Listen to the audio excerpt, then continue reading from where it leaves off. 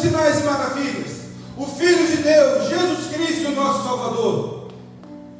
Jairo, então, se contrapondo a tudo aquilo que ele estudava, tudo aquilo que ele conhecia, tudo aquilo que eles estavam resolvendo em suas reuniões, ele vê em Jesus a única saída para resolver o seu problema. Mas do jeito que Jairo estava, com todo o seu intelecto, com todo o seu conhecimento, com tudo aquilo que ele tinha dentro do seu coração, que ele achava que sabia, seria impossível um milagre acontecer. Diga comigo, ele precisava. Mais forte, ele precisava preparar o ambiente. Do jeito que estava, não tinha jeito. Certamente você já viveu muitos milagres. Certamente existem promessas na sua vida que já se cumpriram. Mas eu quero te lembrar que ainda tem milagre para você viver. Ainda tem muitas coisas para acontecer na sua vida. Existem muitas coisas que ainda não foram reveladas, porque o ambiente não está preparado. Existem muitas coisas na sua vida que não aconteceu, porque você ainda não se atentou para preparar o ambiente para receber o milagre. Por mais que você tenha vivido muitas coisas, ainda existe em Deus infinitas coisas para acontecer sobre a sua vida. Não podemos limitar o poder de Deus sobre os planos que Ele tem para a minha vida e para a sua vida. Como nós cantamos, existe um plano perfeito. Não foi escrito pela mão do homem, foi escrito pela mão de Deus. Como cantamos também, nós vivemos de milagre. As pessoas vão olhar assim e vão dizer: como pode? Como eles conseguiram? E a resposta sempre vai ser: a resposta é que eu vivo de milagres. A resposta é que eu vivo do sobrenatural de Deus. Talvez nós não estamos vivendo os milagres do Senhor. E eu quero que você entenda: será que o projeto que você está envolvido hoje tem conexão com o que Deus prometeu para a sua vida? Vou repetir: será que o projeto que você está envolvido hoje tem conexão com o que Deus te prometeu? Se a resposta é não, você está correndo o risco de viver muito mais do mesmo. Nada diferente, sempre mais do mesmo. Nós não podemos ser passivos diante das promessas do Senhor. Tem promessa. Você está fazendo a sua parte. Você está preparando o ambiente, porque o ambiente que nós vamos falar esta manhã é você que tem que preparar. Deus não vai preparar esse ambiente. Você que tem que preparar esse ambiente. E ao estudar esse texto, eu percebo que o processo definiu o rumo dessa história. O processo que Jairo passou definiu o resultado final dessa história. Os irmãos estão entendendo, amém? Todo o processo que Jairo passa como chefe da sinagoga, um homem que tinha destaque. Nós podemos encontrar também essa história nos 3 evangelhos sinóticos. E a sinagoga, para os irmãos terem uma ideia, basicamente era uma assembleia, uma reunião dos religiosos judeus. Eles estavam ali para orar, para se dedicar à leitura da Torá. Eles faziam uma exposição das Escrituras, e essa sinagoga era governada por um grupo de anciãos, dos quais Jairo era um deles. Então Jairo não era qualquer pessoa, ele fazia parte dessa liderança religiosa. Eles eram responsáveis por manter a ordem religiosa, combater os hereges, principalmente aqueles que se intitulavam Messias, aquele prometido. Então nós temos aqui, meus irmãos, amada igreja, um dilema. Esse chefe da sinagoga, totalmente ortodoxo, totalmente fiel à lei de Moisés, ele abre mão de todo o seu conhecimento e vai buscar esse Jesus que está operando milagre, ou ele vai se manter firme naquilo que ele acreditava, naquilo que era a base da sua vida ideológica e teológica? Esse é o dilema que Jairo estava enfrentando. Provavelmente ele já tinha esgotado todos os seus recursos para a cura da sua filha.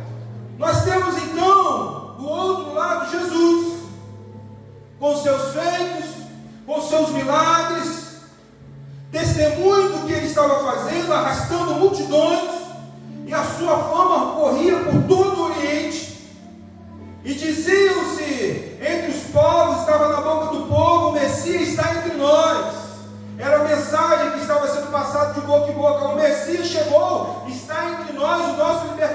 chegou, o leão da tribo de Judá está entre nós.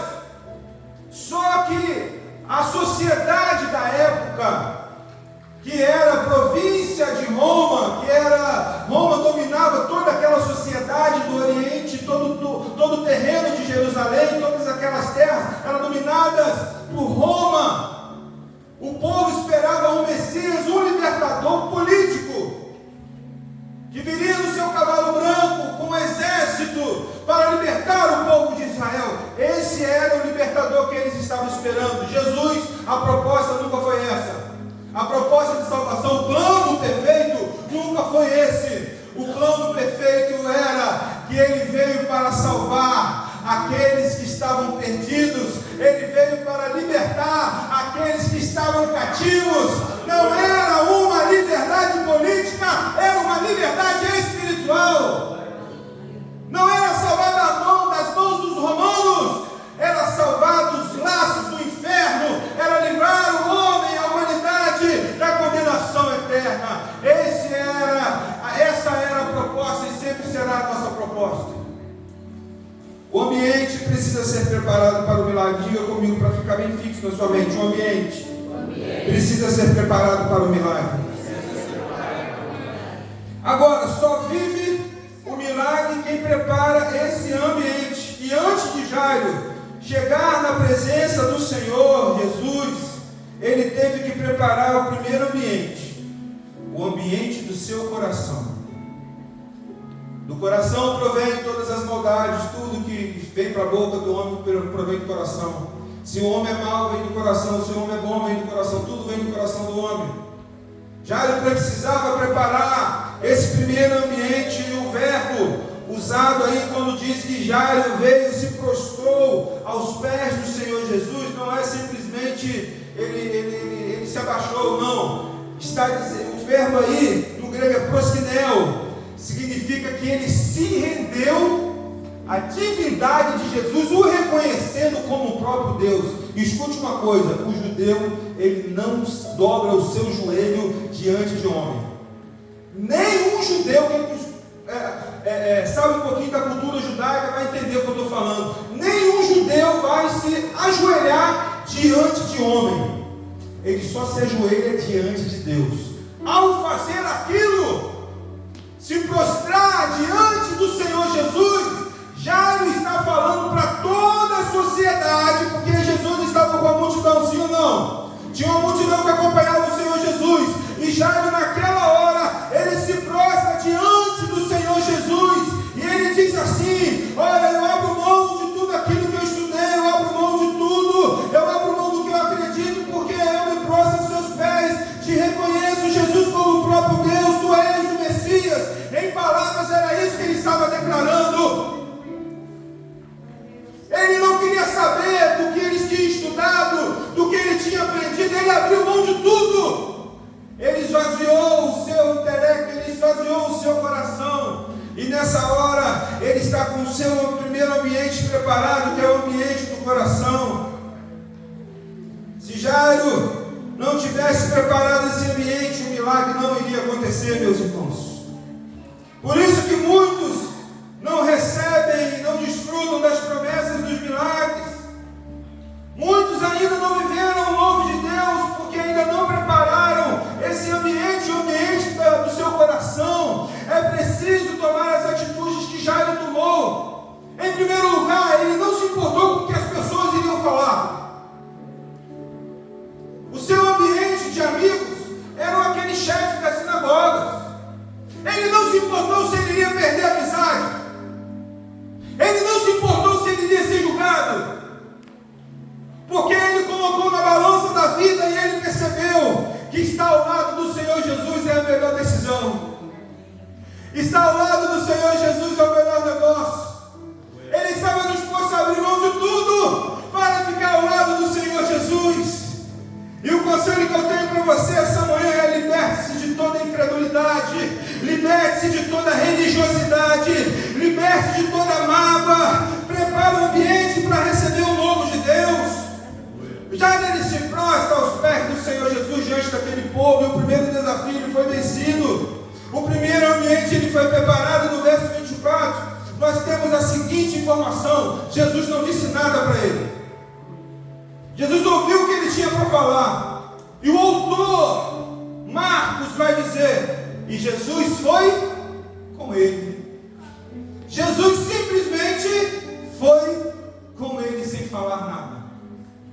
Jesus não disse como provavelmente eu faria, como você faria: mas você não é o chefe da sinagoga? Mas você não fala contra mim? Jesus não quis saber de nada, porque Jesus enxergou o coração daquele homem, um coração arrependido. Que nós possamos ter o olhar de Jesus também, que nós possamos olhar também através da ótica de Jesus, parar de julgar um pouco: mas você não fez isso, mas você não falou aquilo, não precisa. Não, está arrependido, isso que é o importante. Vamos seguir a nossa caminhada. E Jesus foi com ele. Podemos perceber que o juízo de valor que o Senhor Jesus Cristo usa não é como nós.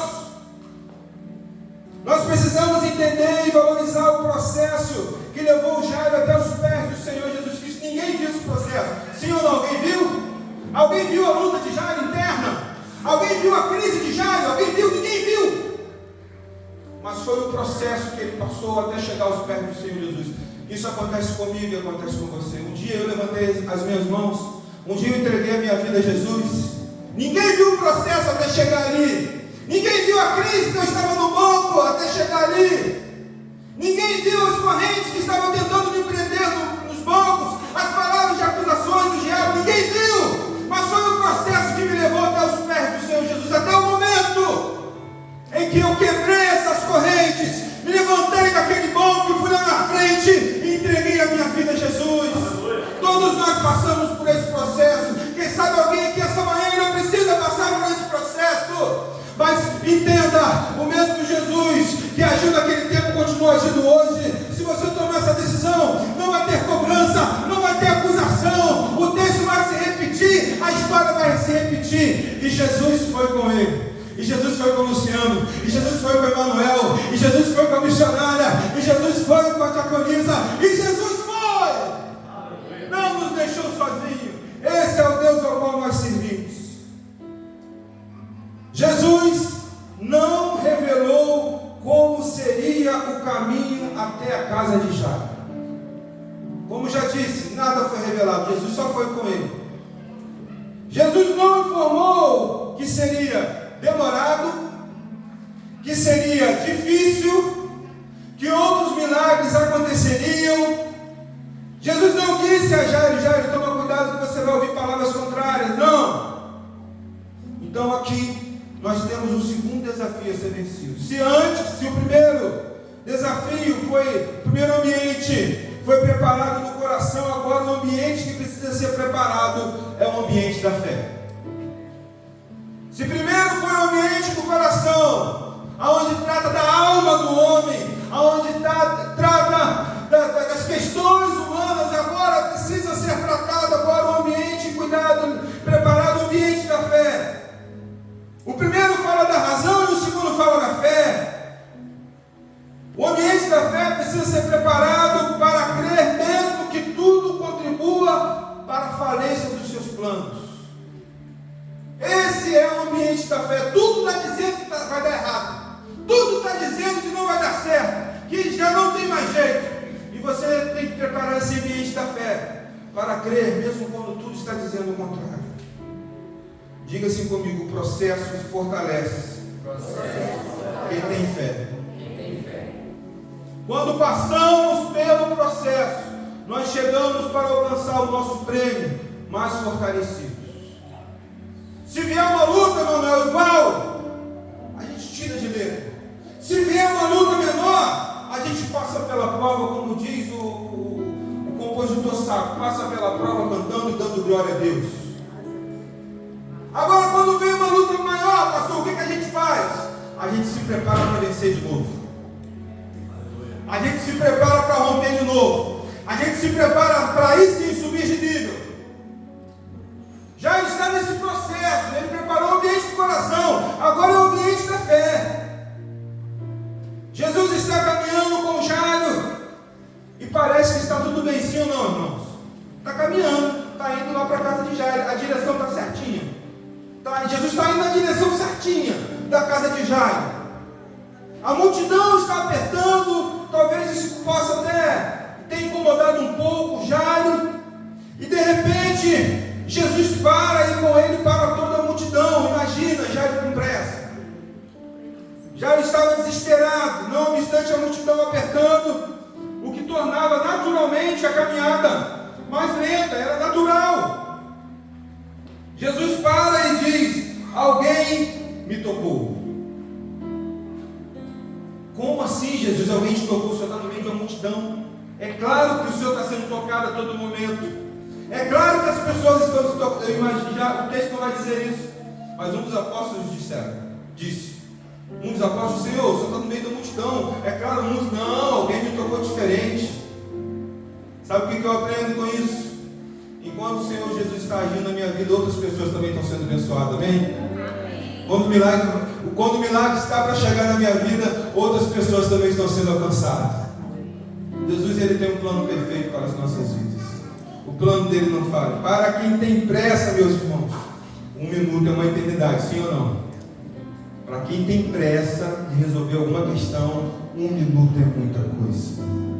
Eu imagino Jairo parado, olhando para Jesus, porque esse milagre não durou 1 minuto. Certamente esse milagre não durou, da mulher do fluxo de sangue, não durou 5 minutos, não durou também 10 minutos, durou mais tempo do que isso. A Bíblia não vai falar qual foi o tempo que durou, mas não foi rápido. Jesus, ele fala: olha, parou, e a multidão parou. Imagina o tumulto, muitas pessoas falando. Imagina o Senhor Jesus falando: alguém me tocou, até alguém perceber que Jesus estava falando: alguém me tocou, e de repente um deles: Senhor, muitas pessoas estão te tocando, como assim? Não, alguém me tocou diferente, porque de mim saiu poder, de mim saiu virtude, alguém me tocou. Eu não sei qual foi o tempo que aquela mulher levou para se manifestar, porque ela estava envergonhada, ela estava com medo de ser julgada, ela não poderia estar onde ela estava.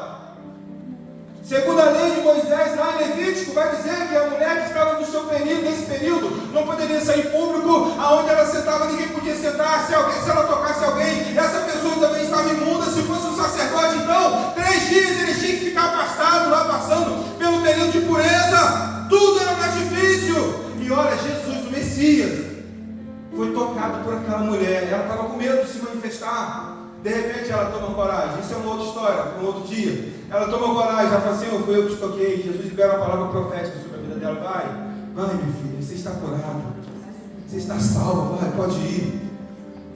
Jesus precisava falar que alguém tinha tocado nele? Ela já tinha sido curada, sim ou não? O texto vai dizer que imediatamente o fluxo cessou, sim? É isso. O texto vai nos informar: imediatamente ao tocar no Senhor Jesus, o fluxo secou. Ela já estava curada, então por que Jesus parou? Por que Jesus foi parar aquilo? Porque além de curar o corpo, Jesus também quer curar a alma. Aquela mulher era uma mulher magoada, era uma mulher que tinha mágoa no seu coração, uma mulher há 12 anos vivendo acusações, tristezas, fora do rol familiar, não ia mais em festa, não vivia mais na sociedade. O que Jesus fez? Ele traz aquela mulher diante de toda aquela multidão e diz: ela está curada, nenhuma acusação mais dá sobre essa mulher, ninguém tem direito de acusá-la, porque ela está limpa. Foi isso que ele fez comigo, foi isso que ele fez com você. Tem uma canção bem antiga que diz assim, não vou te colocar nessa furada não: no momento em que aceitei o meu Jesus, minha vida logo se encontrei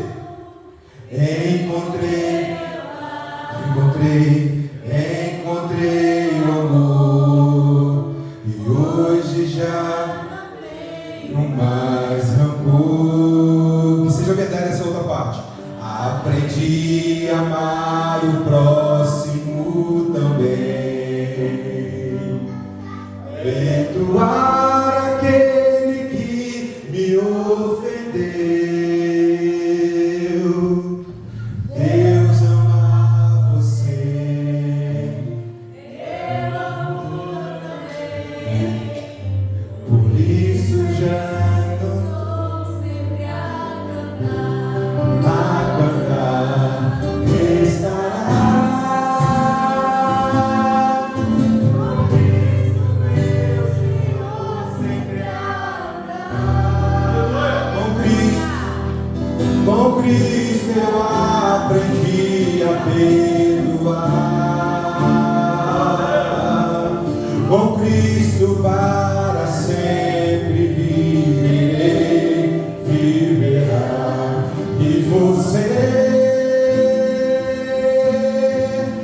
anda neste mundo sem razão,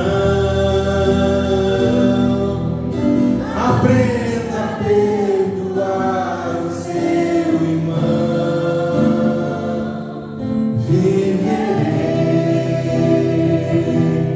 Viverá. Só para todo mundo sabe. La, la, ya, la, ya, la, ya, la, ya, la, ya. La, la, ya, la, ya, la, ya, la, ya, la, ya. Eu amo você. Eu amo você, Deus. Mas é o contrário. Por isso é que eu estou sempre a cantar. Olha para Deus, Senhor. Quando aceitamos a Jesus, a nossa vida foi modificada. Fomos transformados quando aceitamos a Jesus. O velho homem morreu, é o que vai acontecer, Gabriel ao quadrado.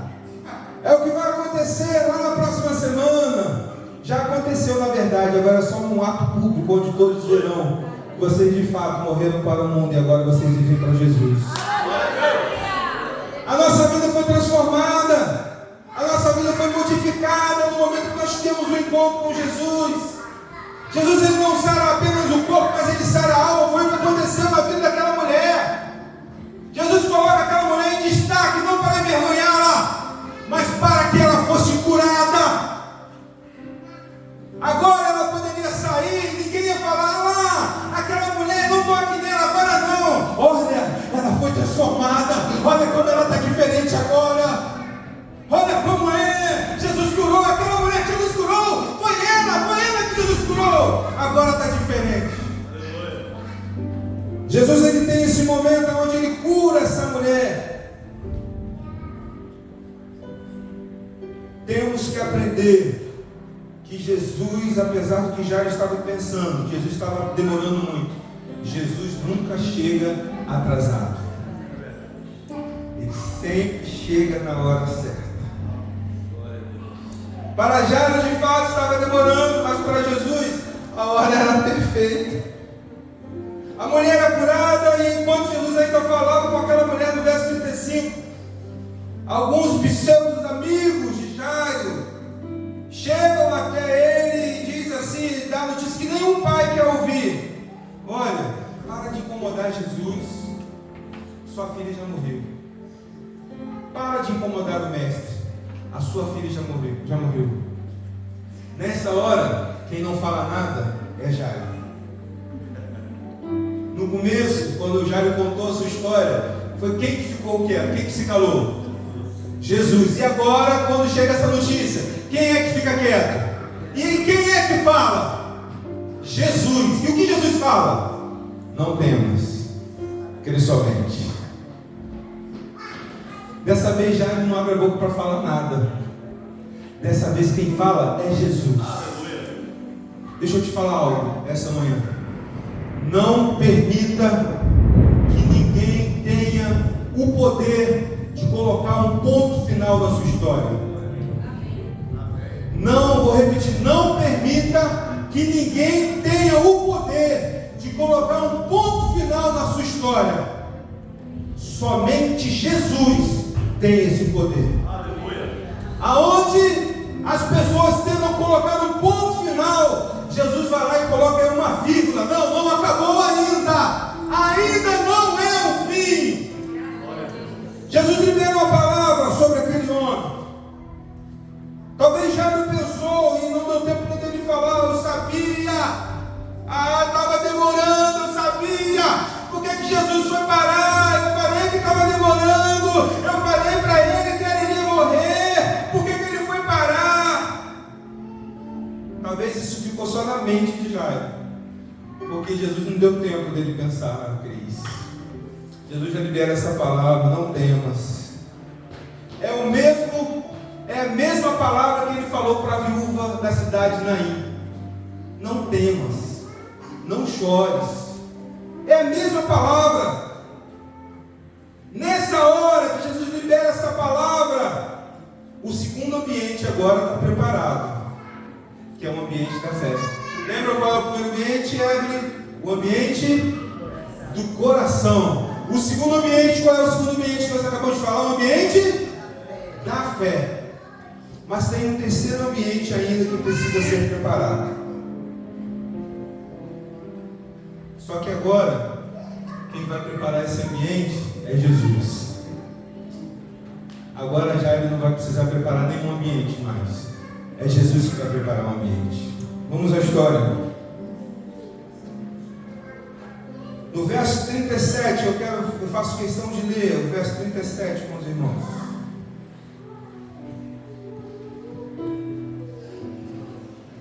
Verso 36.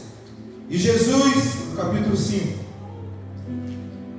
E Jesus, tendo ouvido essas palavras, disse ao principal da sinagoga: não temas, crê somente.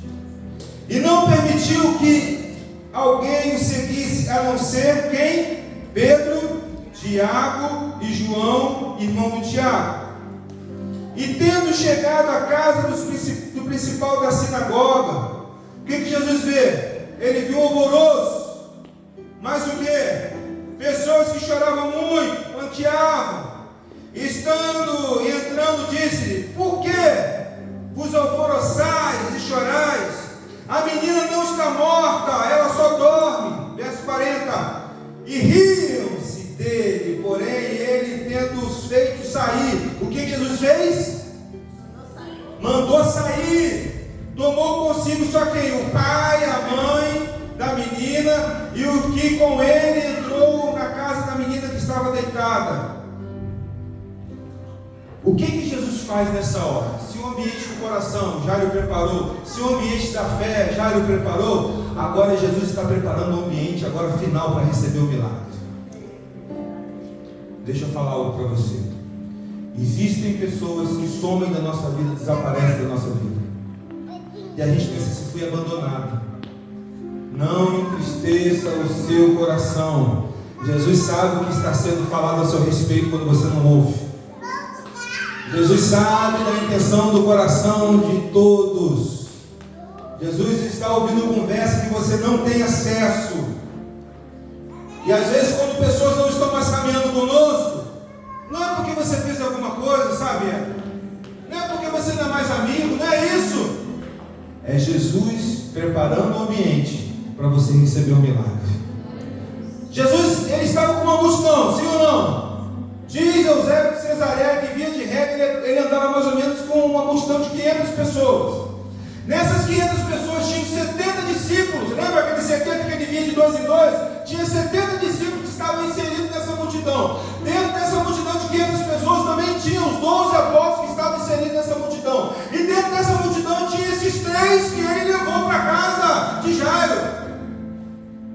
Dentro dessa multidão, Jesus só leva 3, porque ele só leva aquele que é necessário. O ambiente precisava ser preparado. Jesus estava com a sua comitiva pronta. Agora ele chega na casa de Jairo. O que ele encontra na casa de Jairo? Alvoroço. Em outras palavras, em outras versões, um caos. Tudo fora do lugar. Quem deveria estar ali não estava, e quem estava ali não deveria estar. Um ambiente de tristeza, amém? Um ambiente de morte, um ambiente de pesar, um ambiente terrível. Imagino eu, isso digo eu, não a Bíblia, imagino uma casa talvez com luzes escuras, sem muita iluminação, velas acesas, tristeza, e um ambiente pesado. Quem aqui nunca entrou num ambiente desse? A minha esposa, que ela tem o costume, abre essa janela, gente, abre essa cortina, deixa a luz entrar. Foi esse ambiente que Jesus encontrou. E Jesus começa a colocar tudo no seu devido lugar. Quem está chorando, quem está tentando colocar o ponto final, falando que é morte, sai daqui de dentro. Quem está chorando, quem é que está chorando que é morte? Ela não morreu, ela só está dormindo, sai todo mundo. E começaram a rir, a caçoar dele. Quem não tem fé, os incrédulos, sai os incrédulos. Ficou Jesus, Tiago, Pedro, João, e ficou o pai e a mãe da menina. Agora o ambiente está preparado para o milagre. Jesus, ele preparou esse ambiente para o milagre. E quando Jesus prepara esse ambiente, ele usa um gesto missionário do céu, que toda mãe da época usava. Sabe? Eu me lembro que quando criança, a Michelle falava assim: mãe, acorda você. O pai, quando acorda, ele me sacode assim: vamos, tá na hora. E eu sou assim mesmo, né? Vamos, tá na hora, vai pra escola, tá na hora, tá atrasada já. E a Cristina acorda como? Dá uns beijinhos, dá um cheirinho. Filha, tá na hora, acorda. O que Jesus usa aqui é esse termo. Toda mãe, quando acordava seu filho, liberava essa palavra: Talita cum, menina, levanta, está na hora. Jesus usa esse termo para ressuscitar essa vida. Oh, que cuidado de Jesus. Oh, Jesus. Uma família que já estava chorando a morte da sua única filha. Uma família que muitos liberaram essa palavra de miséria, de morte. Jesus, ele começa a preparar esse ambiente agora e diz assim: não é o fim, não acabou não. Eu não coloquei ele no ponto final dessa história. Quando Jesus informa que ela estava dormindo, muitos duvidaram, mas Pedro, Tiago, João, o pai e a mãe, eles acreditaram naquela palavra, porque se Jesus prometeu, não importa o que os olhos estavam vendo, ele iria cumprir a sua promessa. Jesus manda todos saírem, porque só quem pode ficar no ambiente de milagre é quem tem fé, é quem prepara o coração, quem entrega tudo nas mãos do Senhor Jesus. Eu não sei se tem adoração aí, eu não sei se tem fé, eu não sei se tem Jesus na sua vida, mas eu quero dizer: se tem isso aí, é porque chegou a hora do milagre. Jesus segura nas mãos daquela menina com delicadeza e diz: olha, Talita cumi, menina, te digo, levanta. Jesus dá uma segunda ordem da comida para essa menina. Se alguém tinha dúvida se era levantado ou não, Jesus fala: dá comida para ela aí. Fantasma não come, quem está morto não come, quem está morto não se alimenta, só quem está vivo se alimenta. Só quem está vivo que é capaz de se alimentar. Jesus falou: se dá comida para essa menina aí. Jesus restaurou aquilo que estava perdido na vida de Jairo e da sua esposa. Jesus restaurou, tirou aquilo que estava causando dor na vida de Jairo. Eu tenho uma palavra para você essa manhã. Jesus pode fazer o mesmo na sua vida, se você assim crer. Ele pode restaurar, tirar aquilo que está causando dor na sua vida. Você pode se colocar de pé nessa hora.